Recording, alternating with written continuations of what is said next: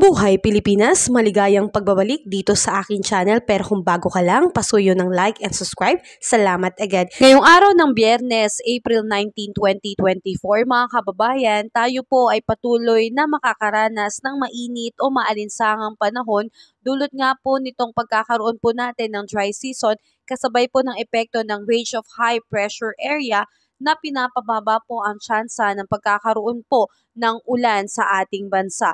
Kaya asahan po natin na magiging mainit at maalinsangan ng ating panahon lalo na sa umaga, tanghali at dama pa rin natin ito pagdating din po ng hapon. So asahan po natin mga kababayan na ngayong araw po dito po sa Metro Manila at sa malaking bahagi po ng Luzon na magkakaroon po tayo ng generally fair weather po o magkakaroon din po ng maalinsangang panahon. So palagi po tayo magdala ng payong bilang pananggala natin sa matinding tirik din po ng araw. At asahan po natin dito po sa parte ng Tugigaraw na magkakaroon po ng mataas na temperatura na aabot po ng 38 degrees Celsius. Yan po ay temperatura lamang po ng hangin at mas mataas pa po ang temperature na ating mararamdaman ng ating katawan. So ingat po tayo mga kababayan.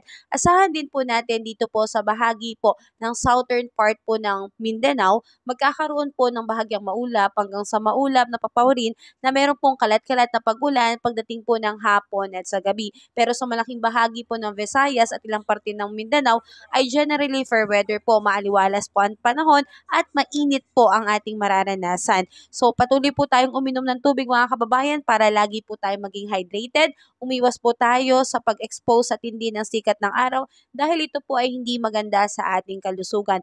Palagi po tayong maging updated mga kababayan. Wala pa rin po tayong bagyong namamataan sa loob at lapas ng Philippine Area of Responsibility kaya wala pa po tayong dapat na ikabahala. Kung nakatulong sa iyo ang video na to, please like and subscribe. Salamat po.